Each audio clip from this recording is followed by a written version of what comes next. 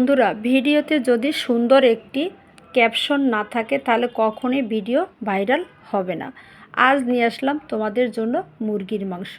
প্রথমে দিয়ে দিলাম কিছু রান্নার রেগুলার সরিষার তেল, পেঁয়াজ কুচি, তারপর দিয়ে দিলাম তেজপাতা, গরম মশলা, রসুন বাটা, আদা বাটা, হলুদের গুঁড়ো, লাল মরিচের গুঁড়ো দিয়ে একটু নেড়ে চেড়ে দিলাম। তারপরে দিয়ে দেবো কিছু ধনিয়ার গুঁড়ো, পরিমাণ মতো লবণ এবং একটু জল দিয়ে মশলাটা ভালো করে কষিয়ে নেব। কারণ মশলা কষানোর উপরে তরকারির স্বাদ অনেকটাই নির্ভর করে। দিয়ে দিলাম একটু জিরার গুঁড়ো, তারপরে দিয়ে দিলাম মুরগির মাংস, দিয়ে ভালো করে নেড়ে চেড়ে কষিয়ে নেব। 3 থেকে 4 মিনিট পর্যন্ত ভালো করে ঢেকে দিয়ে কষিয়ে নেব। ঢাকনা দিয়ে ঢেকে দিলাম। এরপরে 3 থেকে 4 মিনিট পরে দিয়ে দিলাম আলু দিয়ে আবার কষিয়ে নিলাম। ঢাকনা দিয়ে 5 থেকে 7 মিনিটের জন্য ঢেকে দিলাম। ঢেকে দিয়ে কষানো হয়ে গিয়েছে, আমার তেল ভেসে উপরে উঠেছে।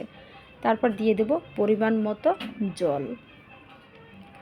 মুরগি কষানো হয়ে গিয়েছে, এবার পরিমাণ মতো জল দিয়ে 5 থেকে 7 মিনিট রান্না করে নেব।